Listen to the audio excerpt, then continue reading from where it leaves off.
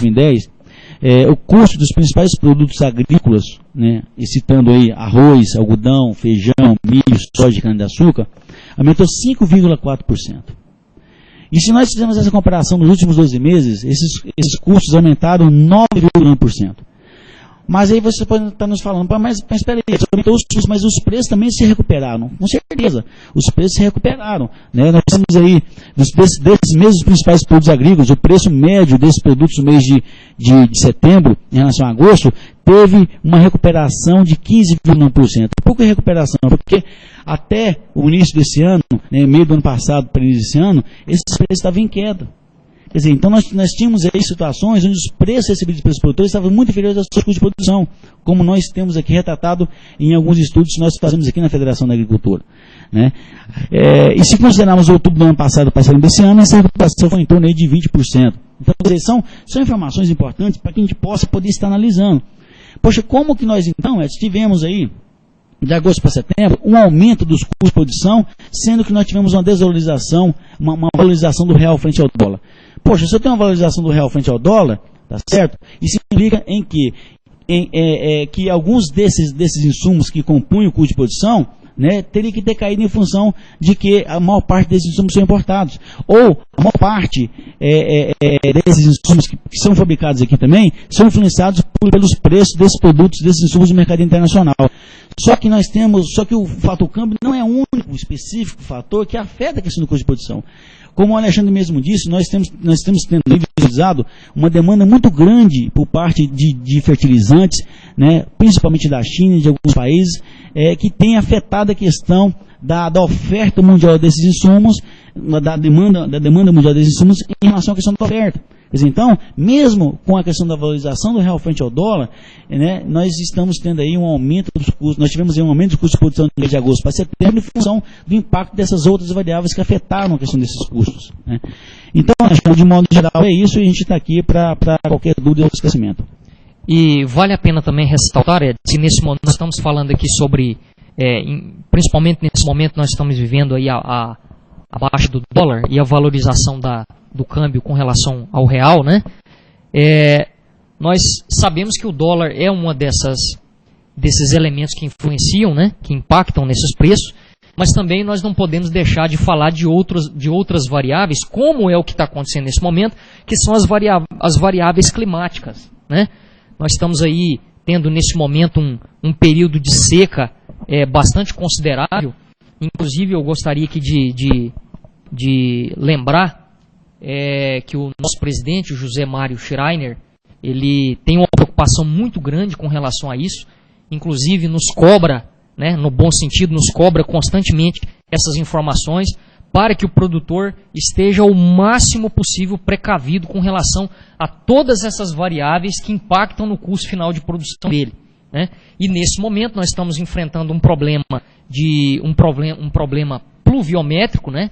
Questão de precipitação, de chuva, e que inclusive nesse momento muitos produtores do estado de Goiás estão paralisando o plantio exatamente por falta de chuva, e muitos que vão ter que refazer novamente esse plantio exatamente por problema de efeito climático, por falta de chuva.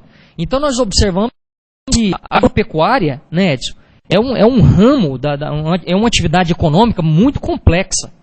Então todas as variáveis, elas são importantes, não é somente os insumos, não é somente o dólar, não é somente o preço na Bolsa de Chicago, são todas as variáveis, elas têm que ser muito bem analisadas. Então, por isso a importância de o produtor se profissionalizar cada dia mais, e essa é uma das preocupações do nosso presidente, que o produtor se profissionalize, que ele busque informações, né? E nós temos disponibilizado essas informações através do trabalho que nós temos desenvolvido na FAEG.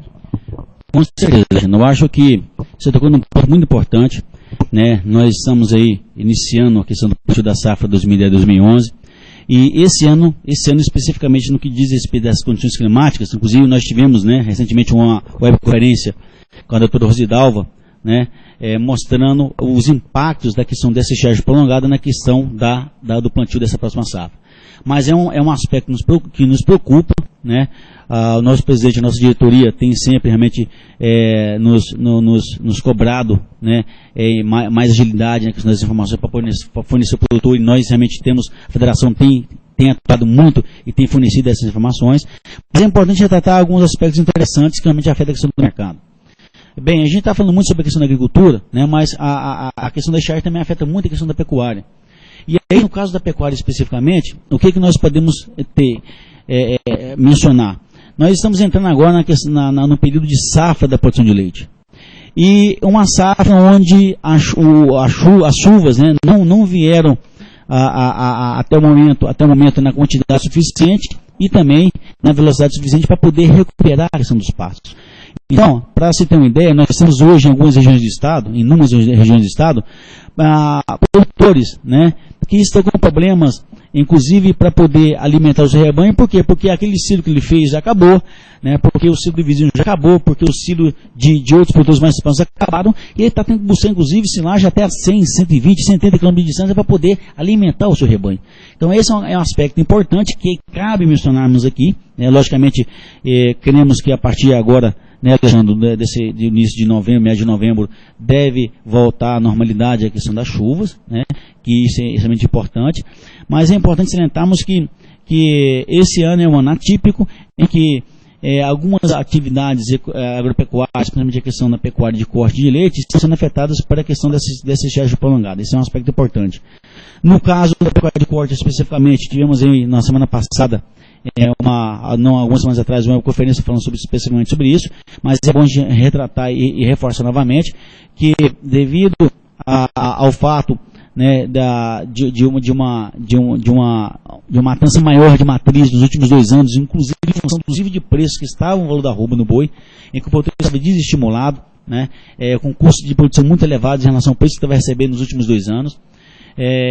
Ocorreu então aí um descarte muito grande de matrizes, e agora nós estamos vivendo aí uma recuperação de preço muito forte no que se diz respeito à questão da arroba do boi, em consequência dessas questões, desses aspectos importantes mencionarmos, que foi em função do mercado em que essas commodities estavam passando em determinadas épocas anteriores, e que o reflexo está vindo agora. Então, é muito importante, Alexandre, essa colocação que você colocou.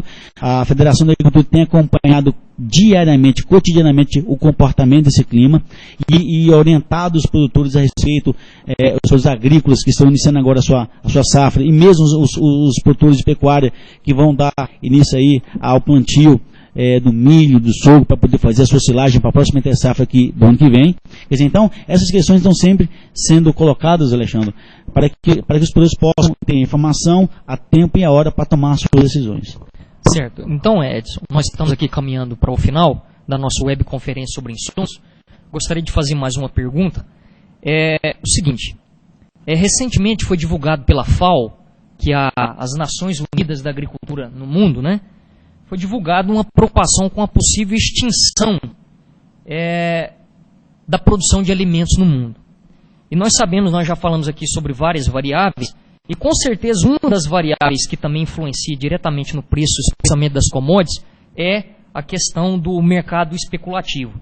Você acha que o fato de que a FAO demonstrou essa preocupação de que nos anos futuros a produção de alimento vai tender a diminuir e a população vai aumentar numa progressão geométrica, você acha que isso pode causar um certo pânico no mercado e, consequentemente, futuramente, aí altas abusivas ou exacerbadas no preço, especialmente das commodities agrícolas? O que você acha disso? Olha, Alexandre, realmente nós obtivemos tivemos acesso a esse estudo da FAO, né, dessa preocupação com a alta do preço dos alimentos, só que a FAO, logicamente, publicou esse estudo em virtude realmente das variáveis da situação em que se encontra hoje. Né? Nós já tivemos em épocas anteriores essa mesma preocupação, e a FAO soltou estudos mais ou menos semelhantes a esse, preocupados com relação principalmente à produção de alimentos para poder alimentar essa população face a uma redução de oferta que tivemos há alguns anos atrás. Né? Inclusive tivemos várias campanhas aí realizadas, inclusive nesse sentido. Bem, logicamente que temos sempre que ter uma preocupação com relação à questão da produção de alimentos, né? Porque a gente observa principalmente nos países desenvolvidos em que a taxa, o aumento da população realmente acontece na produção geométrica, enquanto o aumento da produção de alimentos acontece na produção numa velocidade inferior ao aumento da população. Mas eu creio que, logicamente, eu acho que nós não corremos o risco de desabastecimento, né? Eu acho que o mercado ele se autorregula, né? Acho que o mercado, no momento que você tem uma recuperação de preços, isso estimula os produtores, né, de certa forma a produzir, e o produtor tem condições de responder rápido a esse aumento de produção, principalmente o produtor brasileiro, devido às condições favoráveis que ele tem em relação a outros países do mundo.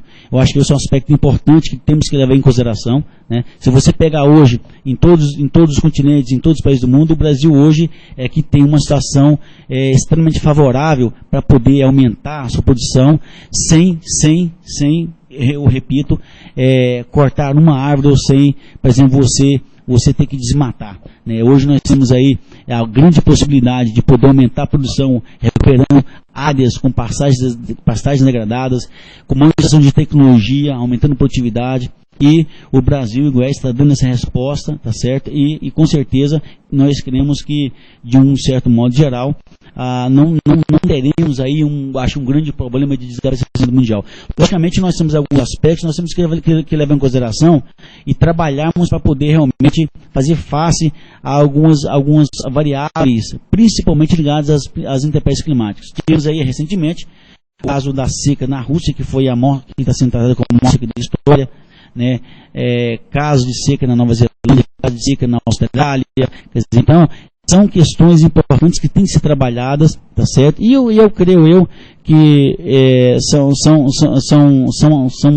fatos que ocorrem e que com certeza, né, o mercado vai autorregular e consequentemente atender realmente essa demanda por alimentos. Ok, então nós chegamos ao final de mais uma webconferência promovida pela TV FAEG. Nós gostaríamos aqui de agradecer o Edson Alves, que é gerente de Estudos Técnicos e Econômicos da FAEG, pela participação. E nós gostaríamos também de agradecer a todos que participaram conosco nessa webconferência. E já convidamos você para as próximas webconferências com assuntos aqui bastante importantes e pertinentes sobre agropecuária goiana, brasileira e também mundial. Então, você consegue mais informações sobre tudo que nós falamos e tratamos aqui nessa tarde no nosso site www.faeg.com.br ou pelo e-mail faeg@faeg.com.br. Agradecemos também aos nossos colegas da comunicação que nos disponibilizaram aqui os meios de realizar mais essa webconferência, e nós esperamos então você em uma próxima oportunidade. Obrigado e boa tarde.